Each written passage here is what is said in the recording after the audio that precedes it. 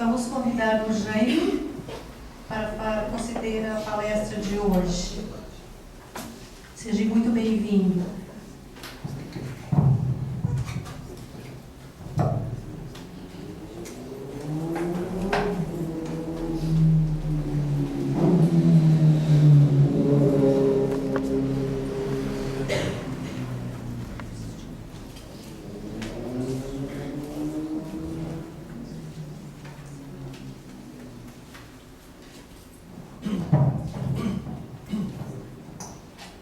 Boa noite a todos. Então vamos pedir ao Pai Criador que abençoe o nosso encontro, que Jesus nos envolva, os bons espíritos nos assistam, para que o que for comentado possa nos auxiliar na vivência diária.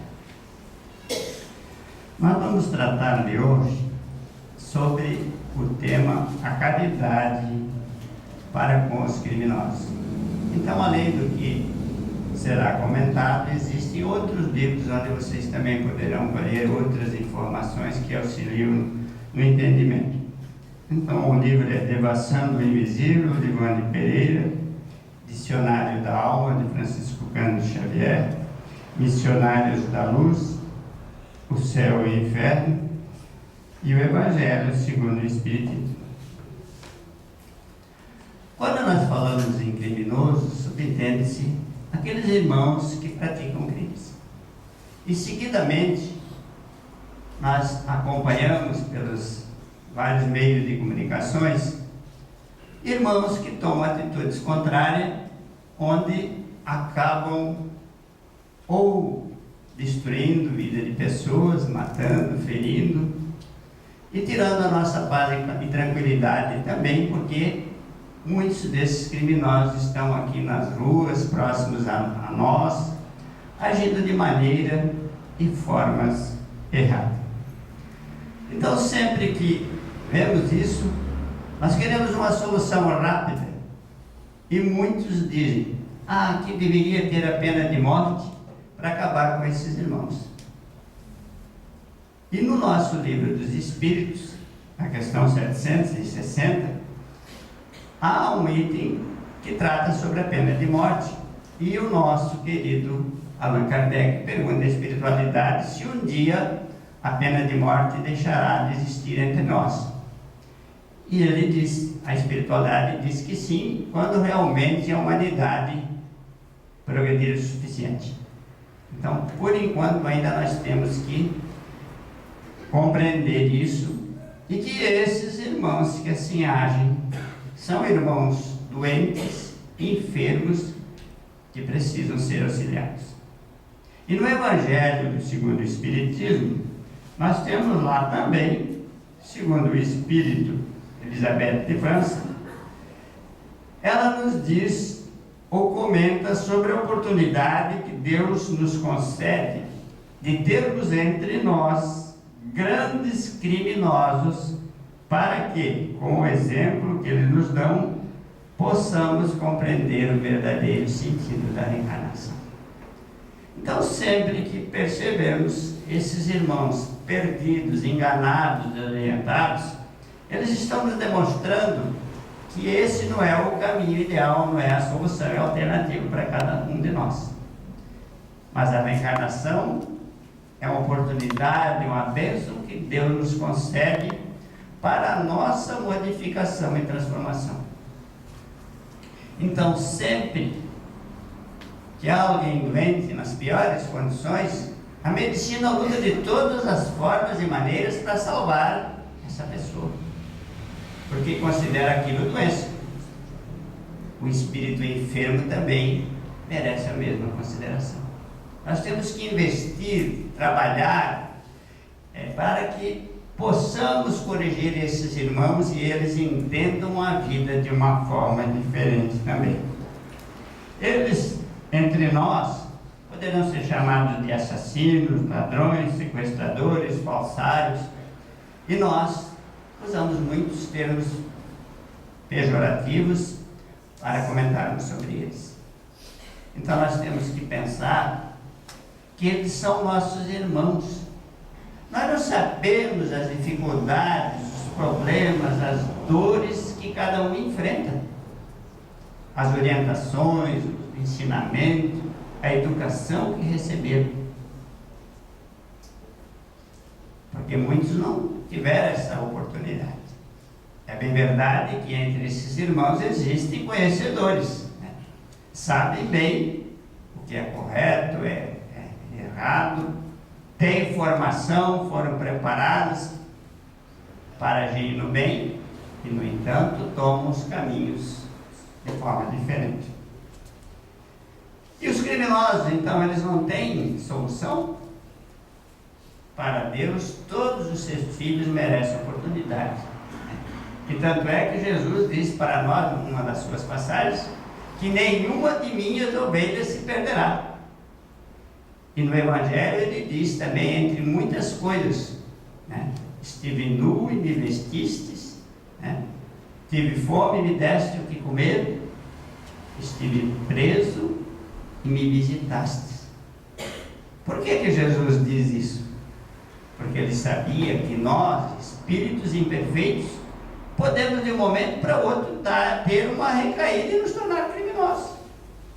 Eu não sei como eu posso ser pego aí na rua, de repente uma situação inesperada surge. Será que eu não vou matar alguém? Então eu preciso pensar muito quando eu falo de irmãos criminosos e sempre termos compaixão, piedade para com eles, para tentarmos ajudá-los.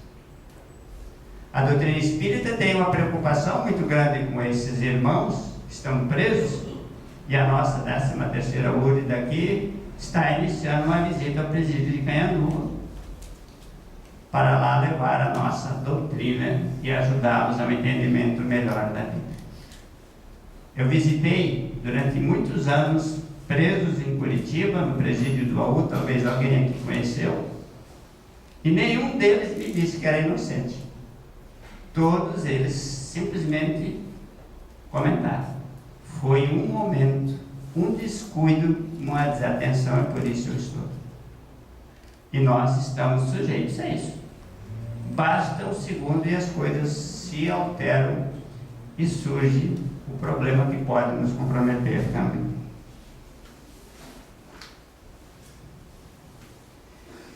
Então, a questão do crime, nós sempre achamos que crime é só quando alguém dá um tiro, mata.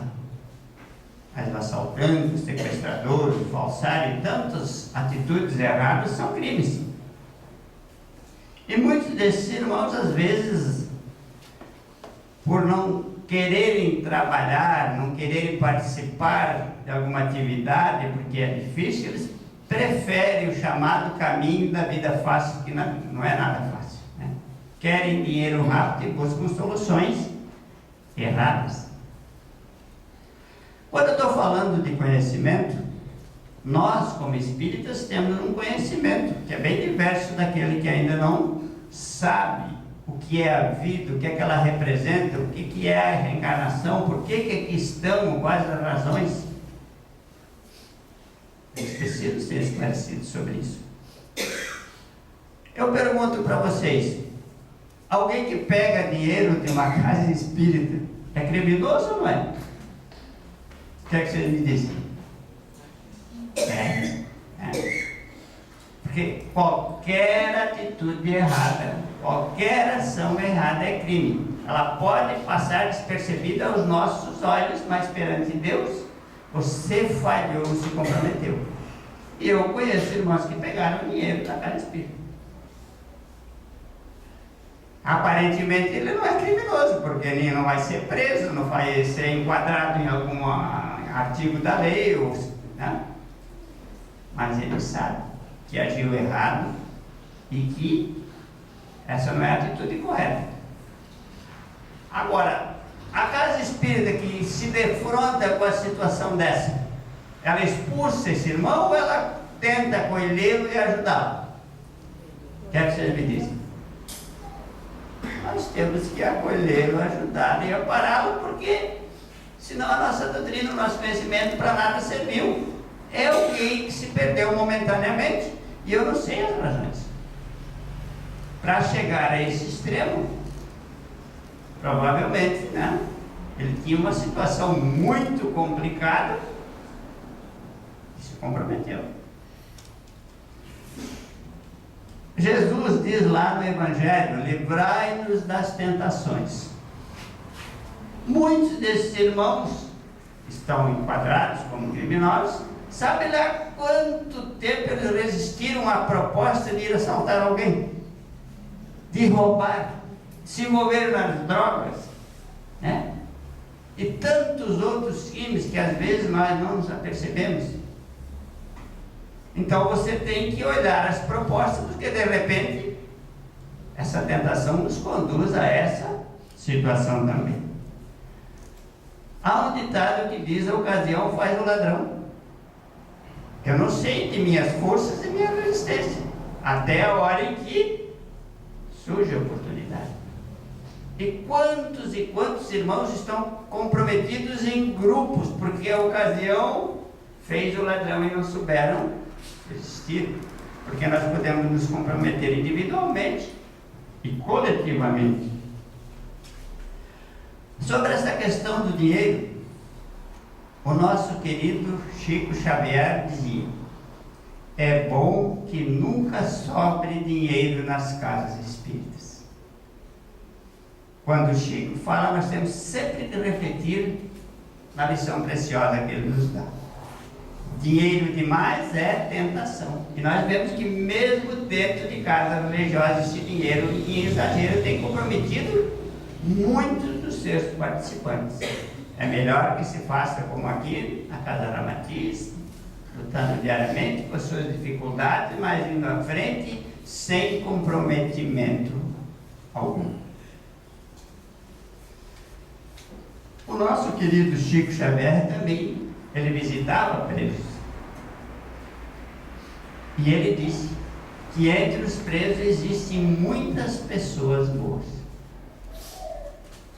E certa vez alguém perguntou a ele: Chico, você viu muitos obsessores no presídio? E ele respondeu: não vi nenhum. O que eles queriam fazer já fizeram, que é colocar os irmãos lá dentro. Porque às vezes também há a pressão dos inimigos obsessores que facilitam a nossa fraqueza e nos levam a essa situação.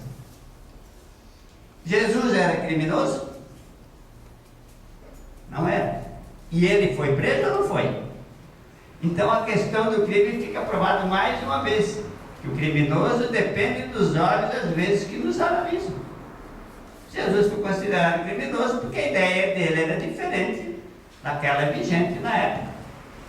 Ia contra o interesse de pessoas. E para se tornar criminoso, eu posso me tornar criminoso simplesmente não gostando de alguém e o caluniando e difamando. É crime também, é errado, né? E quantos irmãos, né, são caluniados, difamados por motivo de vingança, de mágoa ou ressentimento de alguém também. E será que os criminosos se arrependem? Com certeza. No nosso livro O Céu e o Inferno, há a história de um espírito chamado Berger. Quando consultado por Kardec, ele responde, ele reconhece a situação de criminoso e diz que se arrependeu porque viu o seu erro e seu engano quando aqui estava. Porque lá no plano espiritual a nossa visão e percepção também é diferente.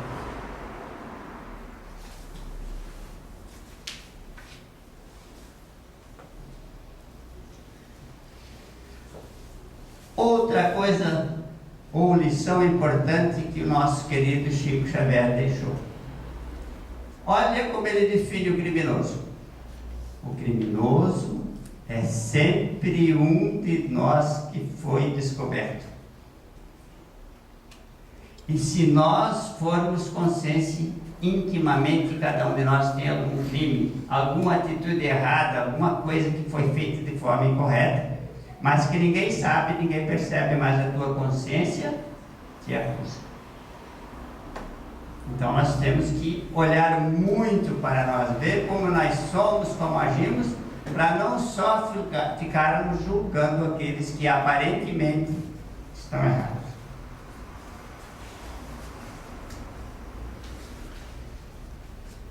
Há também no livro O Céu e o Inferno, o título chamado Os Criminosos Arrependidos, o espírito de José B.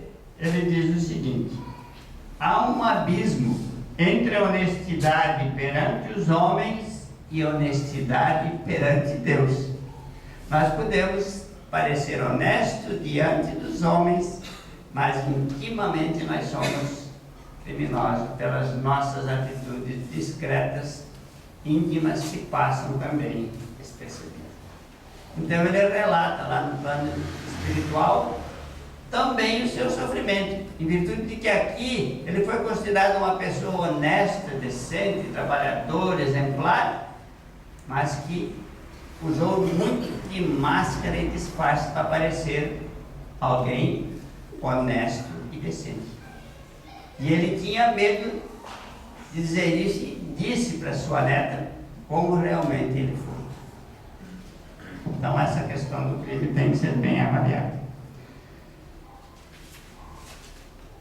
O espírito Joana de Ângeles diz no livro Luz Viva, através de Divaldo, uma mensagem chamada Os Delinquentes que não se consideram tais. Ela nos passa as seguintes lições: delinquem, cometem crime aqueles que exploram a ingenuidade dos jovens, arrojando-os nos antros da perdição. No mundo inteiro isso ocorre, de gente que conduz jovens para explorá-las na prática do sexo, e por serem poderosos não são punidos, não são presos, mas intimamente eles sabem os malefícios causados. São criminosos os que usurpam as poucas moedas do povo no comércio de gêneros de primeira necessidade. E aí nós sabemos de história de irmãos que vendem quilos com 900 gramas, tem litro de 900 ml, falsificam alguns produtos e, por incrível que pareça, até remédio. Mas sendo poderosos, eles não são punidos. Nós temos que avaliar que eles são criminosos pelas atitudes e prejuízos que causam também. Os profissionais liberais que anestesiam a dignidade falseando o juramento que fizeram. Aqui nós vamos falar só de irmãos médicos que poderiam ser considerados criminosos porque eles exploram pessoas que não têm as condições, inventam doenças e situações para fazerem cirurgias, explorando o seu próximo.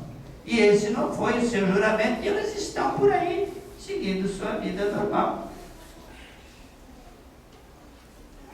Então não honram o juramento que fizeram. Os que traem afetos.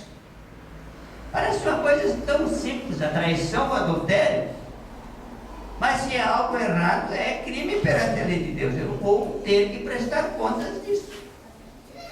E quantos sofrimentos, quantas dores, tristezas surgem em função dessas ações que nós tomamos no momento que nos agrada e nos interessa, sem pensarmos no sofrimento daqueles que estão envolvidos. Os maus administradores,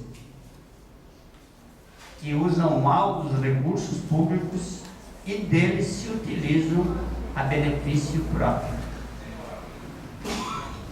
Nós temos que pensar bem que quando nós assumimos um cargo, uma função, nós temos um compromisso conosco mesmo, com o povo que nos busca, que nos elege, de fazermos o melhor por esse grupo, por esse município, por esse estado, por essa nação. Eu não estou lá só para defender os meus interesses. E quem tem essa condição, além de nos tirar aquilo que deveriam nos dar, ainda são capazes de rir de nós e fazer sarcasmo. Mas nós não tenhamos pressa. Certa vez, um dos apóstolos perguntou a Jesus por que os maus passavam aqui desapercebidos e aparentemente tudo era felicidade para eles, e Jesus respondeu: não te preocupa, não te preocupes, eles viverão. Eles terão que retornar aqui, né, meus? Depois a história é diferente, porque abusaram da situação, da condição que tinham no momento, sem pensar nas suas consequências.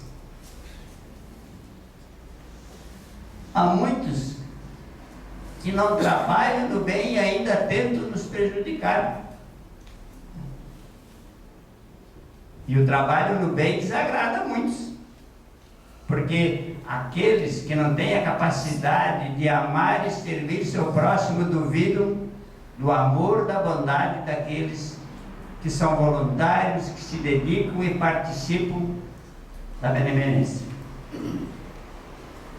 Muitos outros que são arrolados como dignos de bom conceito e que nunca cairão nas malhas das leis humanas, porque disfarçado de homens bons, bem aceitos e acatados, tem apenas uma vestimenta de criaturas do bem, mas que na subterfúgio, na calada da noite e em outras situações, estão tramando contra o seu irmão, contra o seu próximo, a melhor forma de usurpar, de tirar e se aproveitar da situação. A justiça. Fica difícil para nós, ao avaliar alguém que tem essa responsabilidade em muitas funções, mesmo preparado, estudado, profissional, ele é injusto, ele privilegia, ele vende sentenças, salva pessoas que não poderiam salvar. Eles são criminosos. No entanto, estão julgando outros, prendendo pessoas por atos muito mais simples. Eles também viverão. Então, nós temos que ver isso aí. Nem sempre o homem está aqui observando os seus erros e seus enganos, porque se aproveita dos privilégios que lhes são dados. O detalhe, a informação que o Espírito Joana de Anjos traz, então, para nós refletirmos. Não lograrão fugir de si mesmos, nem se libertarão dos conflitos que se lhe instalam na alma. Porque essas marcas ficam em nós gravadas e você vai ter os seus momentos de tristeza, angústia, depressão, sem saber por quê. Sabe por quê, mas não se lembra os seus comprometimentos e envolvimentos anteriores. É difícil nós estarmos aqui vendo tantas coisas erradas, onde aparentemente parece que o mal vence o bem. Isso nos revolta, nos desagrada, nos desgosta. Mas nós temos que pensar que cada um de nós tem aqui um compromisso, uma missão, tem a responsabilidade de fazer sempre o melhor.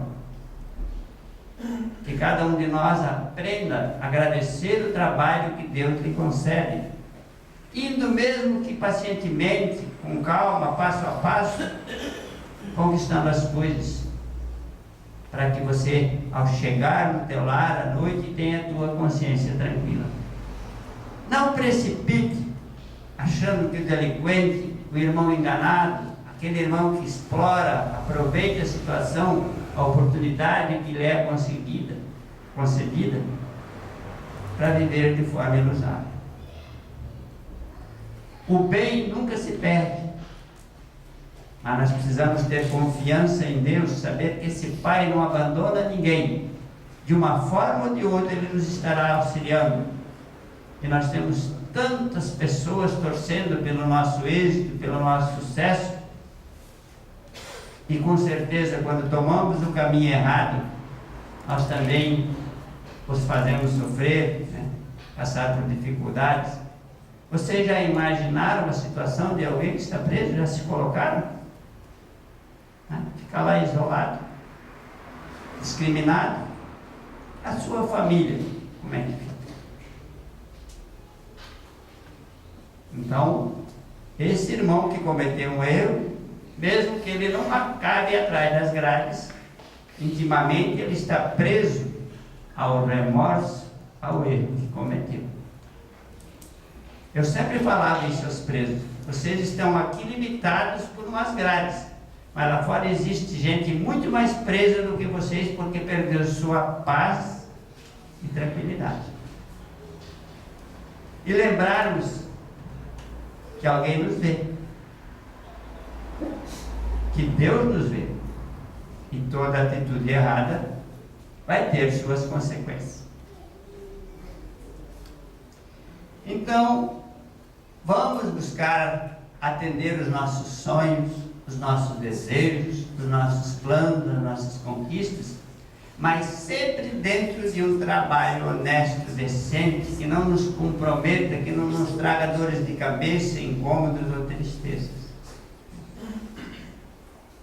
Porque o trabalho, ele eleva, dignifica o ser humano em sua passagem por aqui. E todos os trabalhos, todas as atividades são importantes, são necessárias, e que cada um de nós está no momento onde Deus precisa de nós ali, junto daqueles que fazem parte da nossa existência. Nós não viemos aqui para nos comprometermos no mal, mas sim para nos auxiliarmos e ajudarmos a encontrar o caminho do bem. E vamos nos lembrar que essa situação que nós nos encontramos, ela é passageira. Se nós moramos no Brasil, que é chamada, né, coração do mundo e a pátria do Evangelho, nós encontraremos o caminho correto. No momento, existem muitos irmãos se aproveitando, vivendo em função de todas essas coisas erradas que nos desgostam. Porque há muitas pessoas lucrando com a ignorância e o crime. E diz o irmão nosso o seguinte, para finalizar: se forem modificadas todas as leis, se forem aumentadas todas as penas e diminuída a idade penal, se forem adquiridas todas as armas e munições, comprados coletes à prova de balas e veículos possantes, se forem construídos mensalmente quartéis, delegacias de polícia, fóruns criminais e penitenciários, se forem instalados modernos aparelhos de comunicação e aperfeiçoados todos os métodos de estatística, se forem trocados os uniformes policiais e travestidos agentes de super-heróis à moda de cinema, tudo isto será em vão, se não houver predisposição em trazer a luz para o conhecimento de todos. Os grandes grupos econômicos, políticos, corporativos, industriais, comerciais, de segurança privada e de comunicação, que estão lucrando com a ignorância, a doença, a miséria, a violência, o crime e o medo no seio do povo, silenciando quanto a prevenção possível e prodigalizando insegurança no aguardo de repreensão rendável. Não enxergar esta realidade palpável e gritante, caso não exista um motivo para tal silêncio, faz o indivíduo diminuir-se como ser pensante, cozinhar em panela de pressão sem válvula de escape, ou no mínimo dar pouco valor à vida. Então, todos esses irmãos que estão levando, seja o nosso país ou outro país, a essa situação, e nós sabemos quantos existem no mundo, isso em algum momento vai explodir. vão vir as consequências, porque também nós não estamos aqui para sermos escravizados, oprimidos por aqueles que governam e dirigem, seja o nosso município, o nosso estado ou país. Nós estamos aqui para juntos crescermos como família, como povo, como nação. Mas se nós quisermos realmente viver em paz, nós temos que trabalhar para que nossas famílias se unam, se juntem, para prestar mais atenção nessas crianças, nesses espíritos que estão chegando para junto de nós, porque entre eles, com certeza, vem irmãos comprometidos, criminosos de outras eras, que precisam encontrar em nós o suporte, o amparo, a ajuda e o auxílio, para que eles se sintam valorizados e amados como seres humanos, que buscam encontrar em nós o carinho, o afeto e a ternura que todo ser humano deseja. Que possamos sempre nos lembrar desses irmãos criminosos, orar por eles, pedir muito por eles, se tivermos as condições, visitá-los, visitar as suas famílias, para diminuir um pouco as suas tristezas e sofrimentos que nós não percebemos. Que Deus nos ilumine, nos ampare e ajude.